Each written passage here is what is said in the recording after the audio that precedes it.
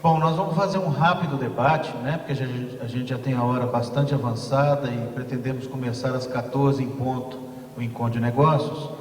Então eu vou propor a vocês que nos enviem as perguntas através do formulário que foi distribuído na pastinha e vou fazer rapidamente um sumário dos pontos que a gente teve abordado aqui nas 3 apresentações, né? Começando pela ArcelorMittal, o Carlos e o Gessé, né? E isso vai ser recorrente, no bom sentido, nas três apresentações, né? Vocês vão observar que nos 3 casos, os processos de inovação e desenvolvimento partiram de demandas muito claras, né? No caso da ArcelorMittal, uma demanda Fiat em relação ao aumento da performance da coluna B, né? A necessidade, então, de se desenvolver novos aços aí para aplicação nessa coluna, para melhoria da performance, né? A evolução dos aços estampados a quente com mais de 1000 megapascal de resistência, né? Depois nós vimos no painel da Usiminas com o Kleiner, né? A questão dos novos produtos a partir da norma TS 16949, né? É uma demanda, né? Uma outra questão interessante que a Usiminas abordou foi a entrada do alumínio, né? No case da roda que ele apresentou, a participação do alumínio cada vez maior na indústria automotiva, e isso vinha retirando ou reduzindo a participação do aço, né? Então houve aí uma reação clara da indústria do aço no sentido de retomar esse mercado. As rodas em aço, como ele bem apresentou como case, né? Foi a demanda, mais uma vez, né? De um fabricante de rodas, né? Que procurou a Usiminas para se desenvolver uma roda com maior resistência. E no país, no Brasil, né, uma roda com resistência é fundamental, né? Porque nós temos buraco que não acaba mais, né? No caso Fiat, que foi o mais recente aí da apresentação, vocês viram a importância de uma empresa focada na sustentabilidade global, né? Focada no uso de materiais renováveis, no uso de fibras naturais, no uso de soluções que tenham sustentabilidade em relação ao meio ambiente e, mais uma vez, uma demanda, né? O protocolo de Kyoto, que iniciou esse processo de indução para a redução dos índices de poluentes na atmosfera. Isso foi um processo que startou uma série de iniciativas, não só na indústria automobilística, mas vocês estão vendo aqui um caso concreto, né, de solução para essa questão da poluição no meio ambiente, para o uso de fibras naturais, de materiais recicláveis e etc. Então, eu gostaria só de estimular então as perguntas aqui, fazendo uma primeira pergunta para a Fiat, né? Vocês viram o processo de desenvolvimento do carro, né, de forma bem resumida aqui, e perceberam que a tecnologia embarcada nesse carro é uma tecnologia de última geração, mas não ainda disseminada na cadeia produtiva nacional, né? Então, eu gostaria de fazer a pergunta para o Paulo, no sentido de ele nos falar sobre o desafio da Fiat em relação a essa internalização, vamos dizer assim, da tecnologia do carro elétrico na cadeia produtiva automotiva existente hoje.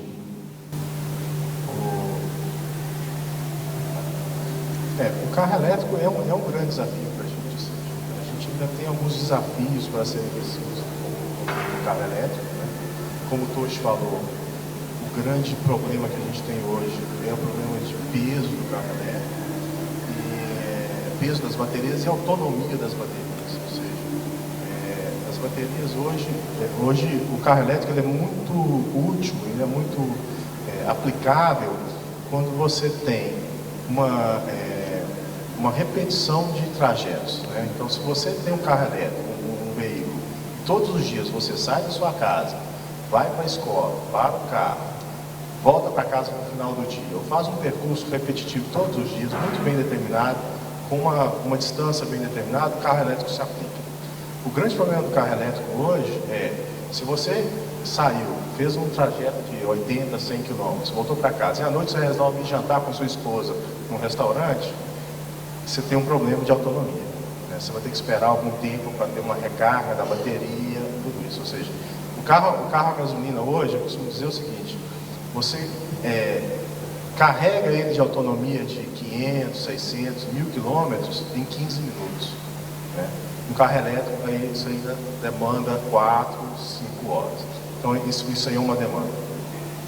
Sem dúvida nenhuma, o peso, né? O peso das baterias ainda é uma coisa difícil de se trabalhar, ainda é uma coisa que deverá ser trabalhada, mas ele já começa a se tornar realidade. Ou seja, hoje, para aplicações bem definidas, né?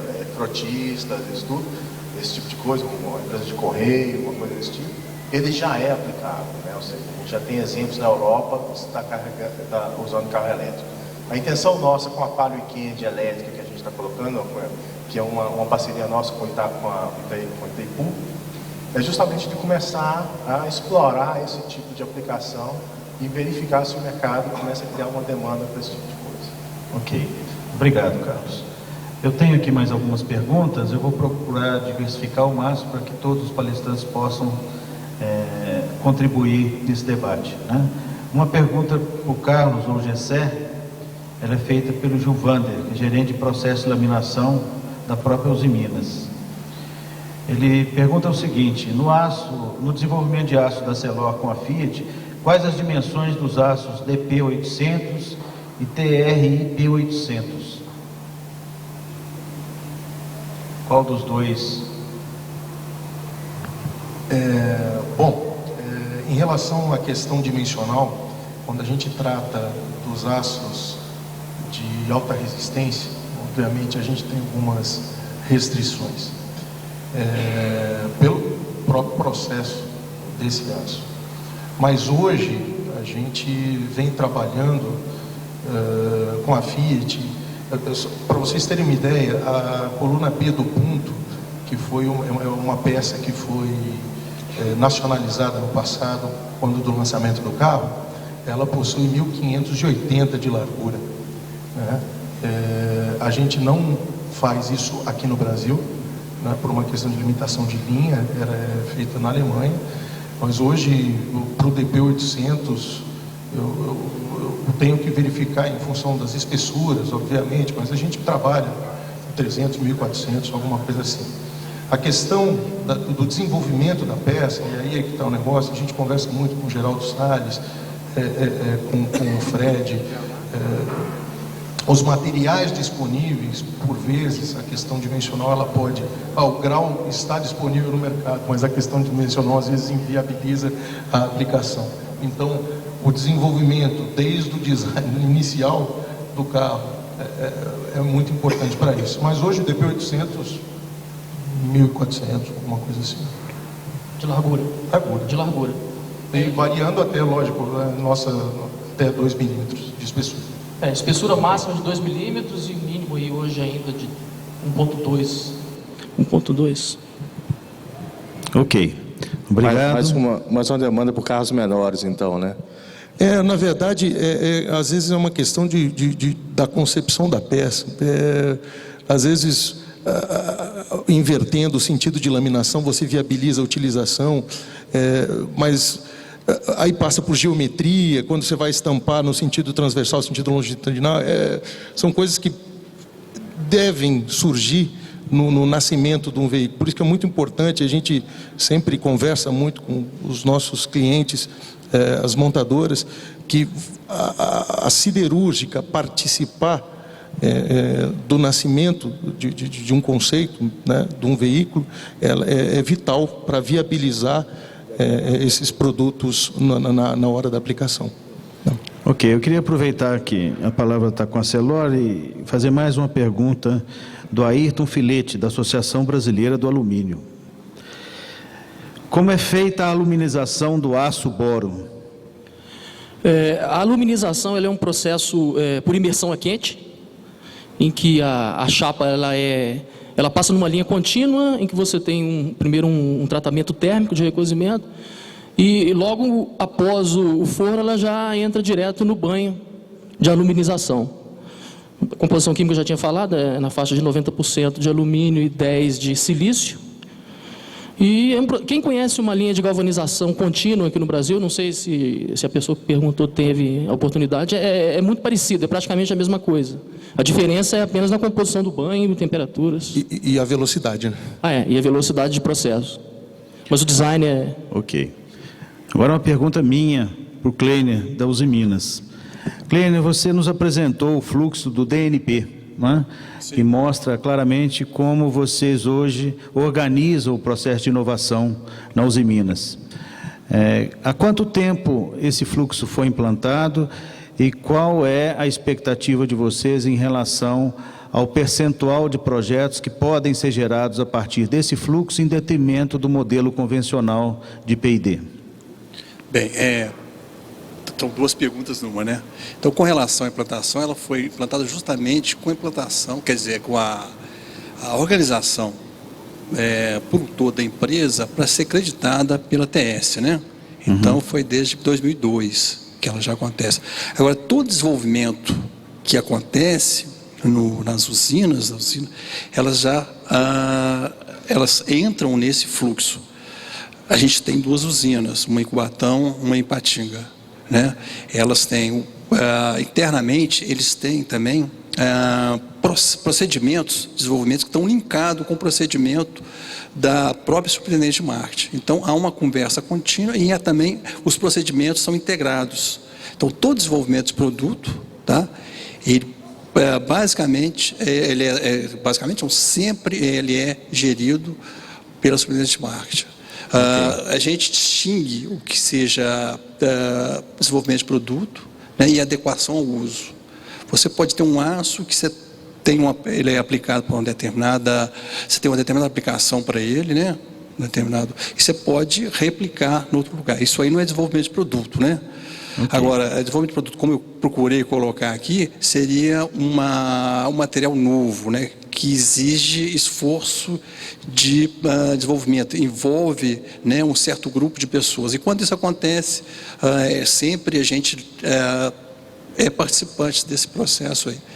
Ele entra nesse fluxo aí, que eu procurei colocar aqui. Perfeito, obrigado. Uma última pergunta, que essa eu acredito que represente a curiosidade de todos vocês, por isso eu vou fazê-la apesar do adiantado da hora. E eu já vi essa pergunta sendo feita lá no Congresso da ANPEI. A pergunta é do Guilherme, da ThyssenKrupp. Ele pergunta o seguinte: qual a relação do custo de produção do veículo movido a energia elétrica comparado ao veículo a gasolina? Em resumo, né, quanto custa um carro elétrico se comparado ao mesmo modelo a gasolina, no caso específico da Palio Weekend? Bom, o custo de produção do carro em si, ele é o mesmo. O que vai variar, vai diferir um carro movido a gasolina de um carro elétrico é o kit elétrico, com as baterias e com o motor. Hoje, ele ainda é importado, então se eu falar o custo para vocês, que vocês vão assustar, um custo artificial, ele é carregado de impostos, não tem economia de escala, mas lá fora se fala em 10 mil dólares, 10 mil euros, né, dependendo do país, a mais do que um carro normal. Ou seja, essa é uma média ainda ponderada do mercado mundial. Isso, não é? Assim, artificial, porque não existe economia de escala. A gente está comparando um produto que sai a cada 20 segundos, que sai a cada 2 semanas, né? Okay. Então a cadência de produção é muito diferente. Muito obrigado.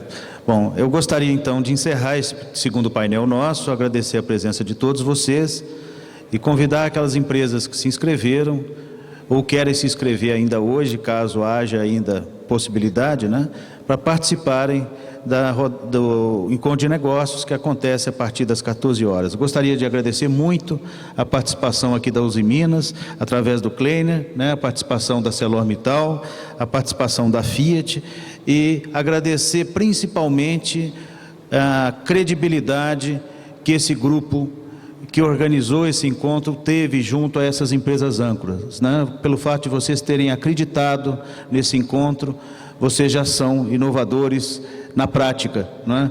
Estão aqui recebendo hoje à tarde as empresas que são propositivas, né, em relação a produtos e serviços, e nós acreditamos que isso será um grande encontro, né? E que a gente possa ter bons frutos aí desse primeiro encontro e que isso seja replicado em novos encontros. Muito obrigado pela presença de todos.